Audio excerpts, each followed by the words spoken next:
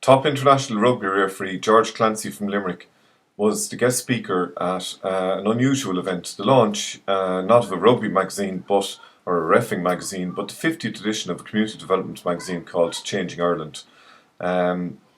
George takes a strong interest actually in civil society and in community development, and he tied in the links often overlooked between sport and community development and the importance of promoting same.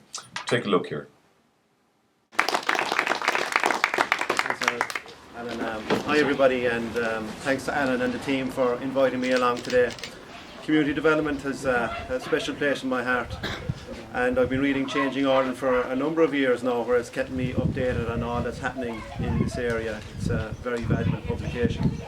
I suppose one area in general that doesn't seem to receive much coverage is that of sport and community development, and that's where Changing Ireland has proved to be an exception, because I've already read about those social horse projects, which hopefully you'll be hearing about before you go home. Fishing projects, Sporty, Donegal, and even the Dublin footballer Philly McMahon managed to make it onto the front cover of the magazine a couple of months ago. Maybe it's because the benefits of sport and community are really self-evident that it can be sometimes overlooked. But it's not a case of getting these kids off the street. There's some very valuable lessons that can be learned along the way again.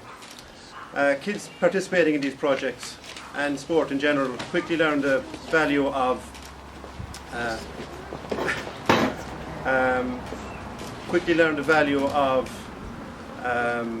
sportsmanship, teamwork, enjoyment, and respect.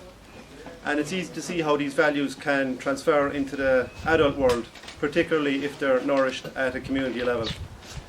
And these sports can instill a great appreciation of and pride of place, particularly when the participants feel that they're representing their own people and their own community.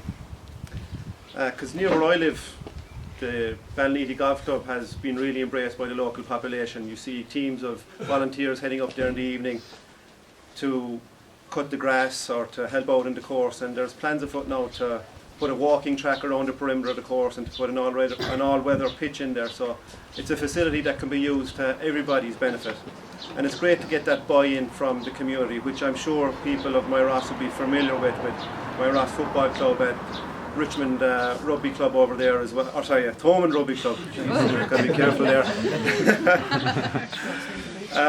And that's pretty consistent throughout Ireland.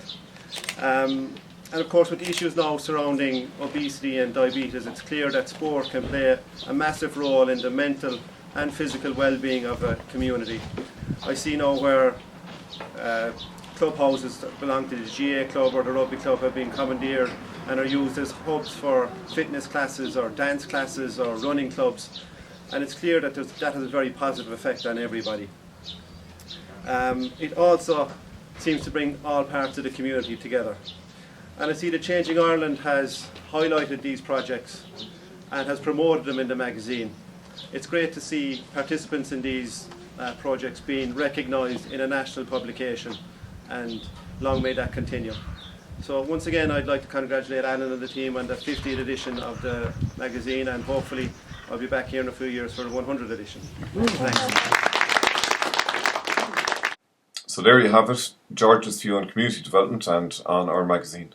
My name is Alan Maher. I'm very lucky to be the editor of Changing Ireland, and we're based in Moyross, Limerick. Drop in and see us anytime. You can also find us online, changingireland.ie. We're on Facebook, Twitter, obviously YouTube, and we're in print, available through shops, or get onto us directly. Just give us a call, and if you're involved in community work in Ireland or abroad, we'd be happy to add you to our mailing list. Thank you.